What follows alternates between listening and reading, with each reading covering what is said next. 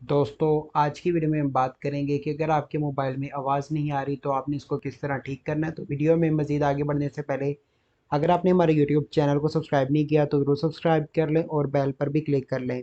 तो सबसे पहले आपने सेटिंग्स पर जाना है और साउंड एंड वाइब्रेशन पर चले जाना है और यहाँ पर जाके देखना है कि आपके पास सारे ऑप्शंस यहाँ पर ये देखें। इस तरह आपने सब ऑप्शंस को चेक कर लेना है कि आपके मोबाइल की वॉइस ऑन है कि नहीं। अगर तो नहीं है तो आपने जाके इन सब ऑप्शंस को ऑन कर लेना है। उसके बाद आपने चेक करना है कि आपका मोबाइल वाइब्रेशन मोड पर तो नहीं है। देखिए मेरा मोबाइल वाइब्रेशन मोड पर है।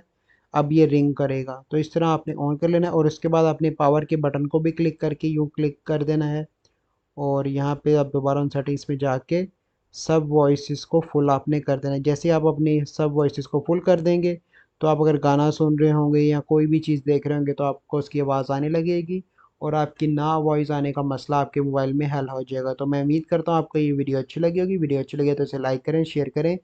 चैनल को सब्सक्राइब नहीं किया तो ज़रूर सब्सक्राइब कर लें। मिलते हैं अगली वीडियो में।